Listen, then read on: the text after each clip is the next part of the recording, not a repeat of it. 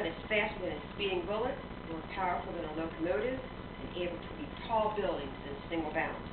Okay, so I'm not talking about Superman, but about my friend Leanne, who is a super person, super mom, and a super nurse. Leanne was 2 years my junior when I started working in labor and delivery at Underwood, but she had 5 years on me as a registered nurse.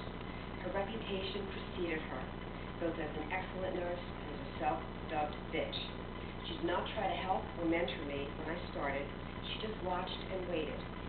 Leanne, I learned later, had zero tolerance for lazy, stupid, or careless nurses, and working in a litigious area made her wary of whose name could possibly appear on her patient's chart. I knew I was a good nurse when she finally allowed me in on one of her deliveries, a privilege not bestowed upon too many nurses. We became good friends. One incident I will never forget occurred during a scheduled C-section. The baby was delivered, pink and screaming, and placed on the warmer. We had a family practice resident in attendance for baby care. He apparently thought he needed more experience with a laryngoscope. This instrument is used to visualize vocal cords if a breathing tube is needed. It is an invasive procedure and can cause damage, and was not needed on this baby. Leanne calmly told him no, and took it out of his hand. He was furious and threatened to report her.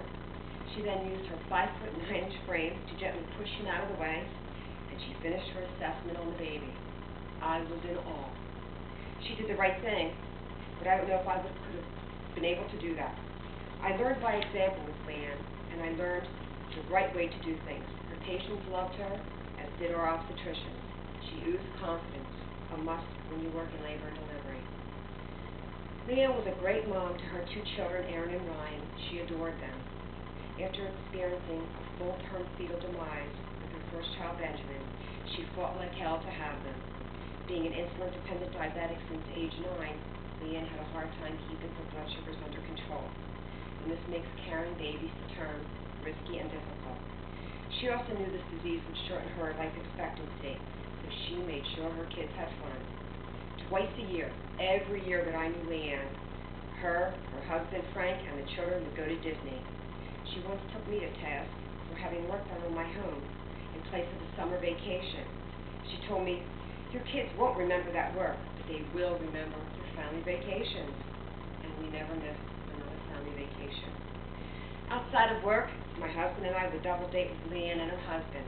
Their daughter Erin would babysit. Leanne loved my youngest daughter Alyssa, who was a baby at the time. She would tease me that Alyssa would someday be the one to drive me crazy.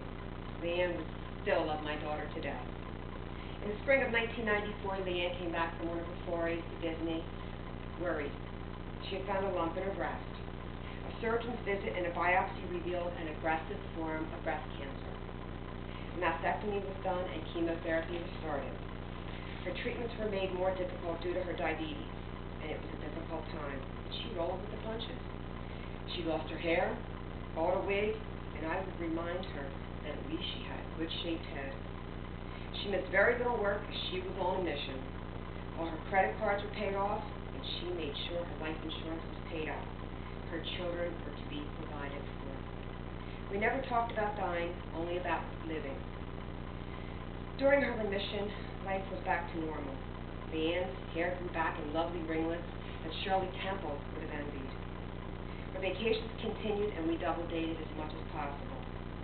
About a year after her last chemo treatment, she noticed a persistent cough. An aching shoulder followed, and we knew. Tests revealed cancer had returned and was now in her lungs and bones. Experimental therapies were tried, and she fought very hard to live. Leanne passed away at age 37 on August 1st, 1996. Breast cancer was my friend's kryptonite. Leanne's death was very difficult. At work, she set the standard for great nursing care, and in my opinion, no one could replace her. She inspired me to always do my best.